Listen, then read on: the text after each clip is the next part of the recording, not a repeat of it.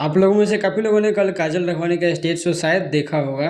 तो आप लोगों ने नोटिस किया होगा कि काजल राघवानी ये क्लिप में रोते हुए दिखाई दे रही हैं और अपने बातों को लेकर के बोल रही हैं और रो रही हैं।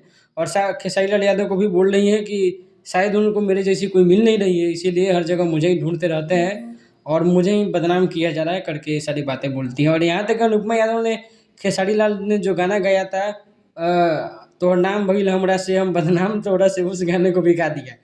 अब खेसारी लाल यादव की जितने भी फैंस हैं, उन्होंने तो काजल राघवानी को ट्रोल करने में कोई कसर नहीं छोड़ा। और काजल राघवानी ने भी इस बार पूरा ठान लिया है कि खेसारी लाल यादव के नाम पे जितना भी हो सके बवंडर मचा के रखेंगी भोजपुरी इंडस्ट्री में। अभी हाल फिलहाल में दीपक दिलदार जो भोजपुरी के बहुत अच्छे सिंगर हैं, उन्होंने भी एक गाना लाने की तैयारी कर दी है, जिसका पोस्टर तो आ चुका है, जिसका टाइटल है डिफेंडर से ऑटो पर। ये गाना भी आज ही शायद किसी भी टाइम में आ सकता है उनके ऑफिशियल चैनल पे, जो आपको सुनने को मिलेगा। जो उन्होंने गाना गाया था लइका ना चाही डिफेंडर वाला, उसी के रिटर्न में ये गाना है। बाकी खेसारी लाल यादव के बड़े भाई ने भी काजल राघवानी को बहुत बोला।